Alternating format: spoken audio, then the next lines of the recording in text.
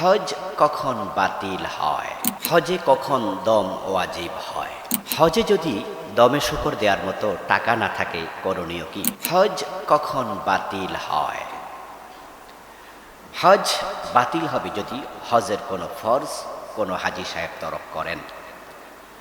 আল্লাহ তাআলা আমাদের জন্য হজের বিষয়ে কিছু সুনির্দিষ্ট বিধান দিয়েছেন, সেগুলো লঙ্ঘন করলেও হজ বাতিল হয়। যেমন রাফাত, যদি কোনো ব্যক্তি হজের এহরাম পরার পর অথবা ওমরার এহরাম পরার পর তার সাথে তার স্ত্রী থাকে, সে তার স্ত্রীর সাথে স্বামী স্ত্রী সুলভ আচরণ করলো, তাহলে কিন্তু হজ বাতিল হয়ে গেল।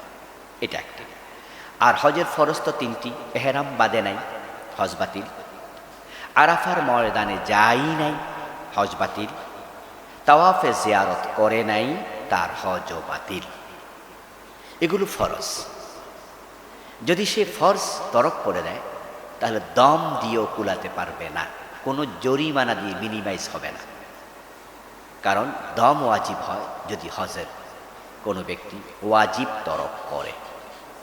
আমরা যেমন নামাজ পড়ি, যদি নামাজে ওয়াজিব ছুটে যায়, নামাজে কিছু হ্রাস বৃদ্ধি ঘটে, তাহলে আমরা সাউসেজদা দিই। কিন্তু যদি কেউ নামাজের ফরজ ছেড়ে দেয়, কোনো সাউসেজদায় কাজ হয় না, তাকে নামাজ নতুন করে পড়তে হয়। ঠিক একই মাসালা এখানে। যদি হজের ফরজগুলো কেউ ছেড়ে দেয় কোনো একটি, তাহলে তার জন্য আবার নতুন করে হজ করা ছাড়া কোনো উপায় নেই। এখানে দম দিয়েও মিনিমাইজ হবে না। হজে কখন দম ওয়াজিব হয়?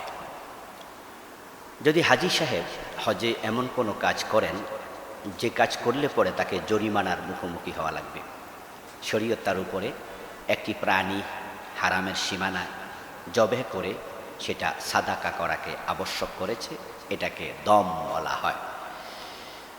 দম ওয়াজিব হয় যদি হাজী সাহেব ওয়াজিব লঙ্ঘন করেন।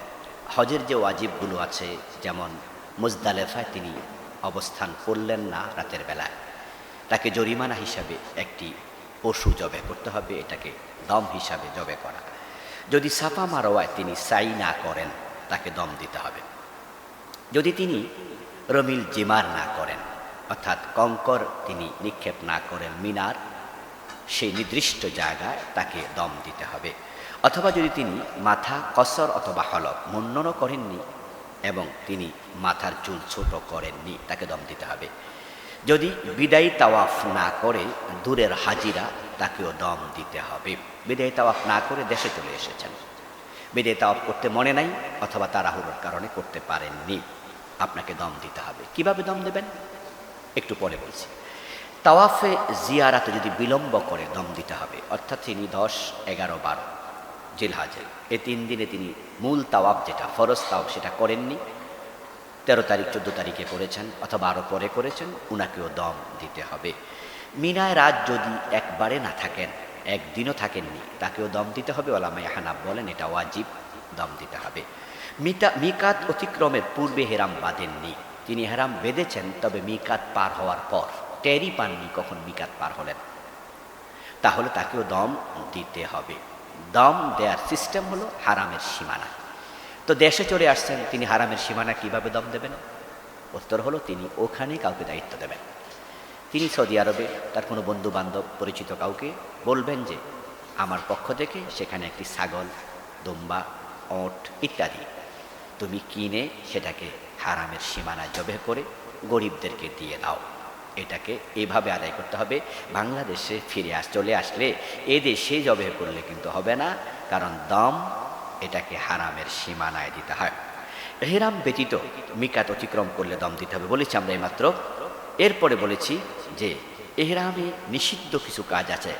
আমরা নিষিদ্ধ কাজগুলোর মাঝে বলেছিলাম যে সারা একদিন পুরা মাথা ঢেকে রাখা পুরুষের জন্য, অথবা পুরা চেহারা ঢেকে রাখা, অথবা সেলাইযুক্ত কাপড় পরিধান করে ফেলা ইত্যাদি ইত্যাদি।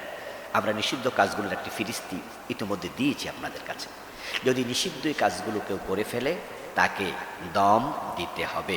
তবে যে সমস্ত কাজগুলো নিষিদ্ধের পর্যায়ে ছোট ছোট কাজ, যেমন ধরেন মশা মেরে ফেলা, উকুন মেরে ফেলা, অথবা হারামের সীমানা কোনো গাছের ডাল ভেঙে ফেলা, এই জাতীয় হলে তাকে সাদাকা দিতে হবে, দম দিতে হবে না।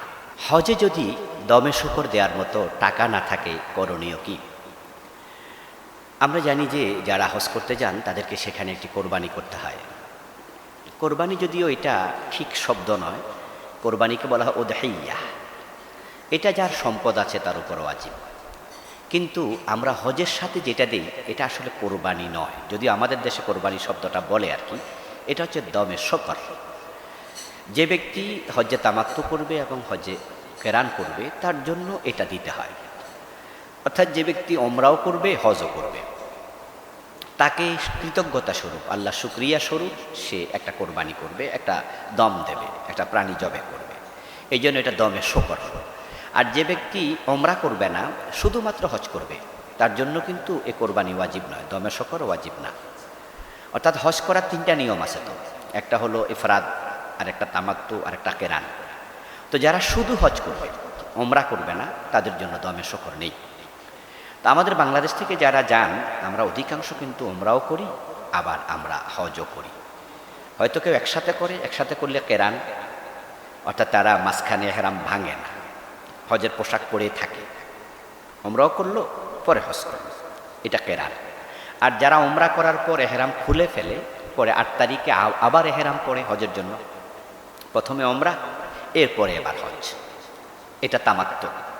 এই দুইজনের জন্য কোরবানি ওয়াজিব, অর্থাৎ তারা দমে শকর দেবে। কিন্তু দমে শকর দেওয়ার টাকা নেই, সে ভাবছিল দেব, পকেটে টাকা হারাই গেছে অথবা টাকা ফুরাই গেছে, এখন সে কি করবে? তার উপরে তারা ওয়াজিব ছিল। আল্লাহ তাআলা কোরআন মাজিদে এ বিষয়ে চমৎকার একটি সমাধান দিয়েছেন। তিনি বলেছেন সে রোজা রাখবে। ফামান তামাত্তাআ বিল উমরাতি ইলাল হজ ফামাস্তাইসারা মিনাল হাদি ফামান লাম ইয়াজিদ ফাসিয়ামু সালাসাতি আইয়ামি ফিল হজ ওয়া সাবআতুন ইযা রাজাতুম তিলকা আশারাতুন কামিলাহ। আল্লাহ তাআলা বলছেন, যে ব্যক্তি হজের সাথে উমরা করলো, অতঃপর তার জন্য হাদি লাগবে, হাদি দেওয়ার মতো অবস্থা তার নেই, তাহলে সে হজের দিনসমূহে 3টি রোজা রাখবে। তারপরে যখন দেশে ফিরে আসবে আরও 7টি রোজা রাখবে। এ হলো পরিপূর্ণ 10টি রোজা। এই 10টি রোজা রেখে দিলে সে আর দমে শকর দিতে হবে না। আল্লাহ তাআলা এই ওসিলা তাকে ক্ষমা করবেন এবং তার পরিপূর্ণ হজের সওয়াবও দিয়ে দেবেন। এখন সে রোজাগুলো কিভাবে রাখবে, কখন রাখবে? দেশে ফিরে আসার পর 7টা, এটা তো ক্লিয়ার। সেখানে হজের দিবসে 3টা, ফাসিয়ামু সালাসাতি আইয়ামিন ফিল হজ। তাহলে হজের সময় সে 3 দিন রাখবে। এ বিষয়ে আলেমদের 2টি বক্তব্য পাওয়া যায়। একদল আলেম বলেছেন 6, 7 এবং 8 জিলহজ, এই 3টি রোজা সে রাখবে। চাইলে সে 9 জিলহজও রাখতে পারে, 7, 8, 9, 6, 7, 8, কিন্তু 10 তারিখ রাখবে না, 10 তারিখ ঈদের দিন। আরেকদল আলেম বলেন 10 তারিখ যদি নাও রাখে 11, 12, 13 সে রাখতে পারবে, কোনো অসুবিধা নেই।